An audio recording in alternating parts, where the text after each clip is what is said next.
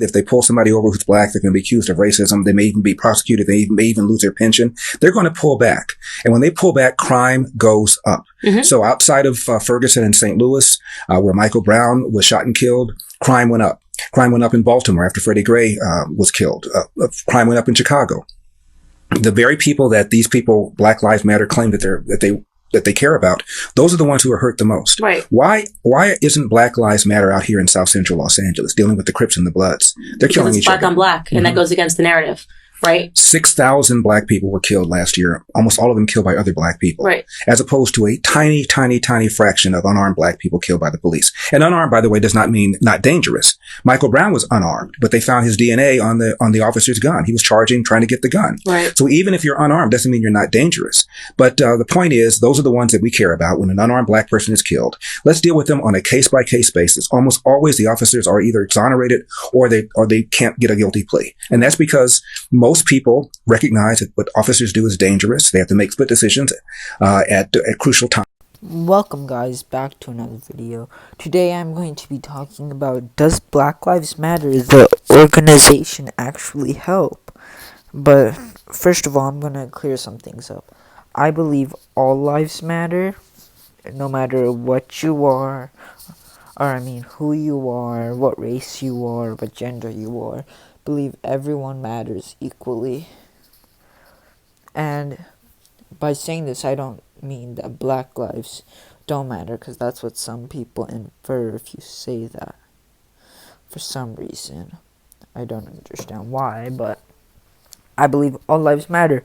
As an Indian, brown male, 14-year-old male. But I 100% agree with this. The thing is, I grew up in Minnesota. Now I live in Indiana, the great state of Indiana. But I lived in Minnesota a few years of my life, the first few years of my life, from 0 to 8 years old. Seeing my home state and city, and it hurts seeing your city go down like that. First of all, sorry about the Snapchat notifications. But another thing is that I don't understand why they're rioting, because they're just ruining their own neighborhoods. I think the National Guard should have been there on day 2. Anyone who throws stuff at the police or anything should be arrested. Oh yeah, Bill Bledsoe, I forget how to say his name. Basically, New York's mayor's daughter got arrested by the police. But I feel like it's sad knowing that all those statistics say that crime will go up.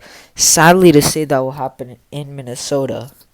Crime will go up, violence will go up. Sadly, like really sadly. But it's like, why would you burn your city? I know it's Antifa doing it, but I'm sure some people are actually the protesters who are doing it. The ones who turned peaceful to this, and the rest of them are Antifa. But then, like, a few celebrities teamed up to bail these people out. Oh my god. Hollywood's gonna see them as heroes. These people are not heroes. They're burning cities to the ground. All lives matter. Blue lives matter. Back the blue. And thank you guys for watching. Please make sure to like, share, and subscribe.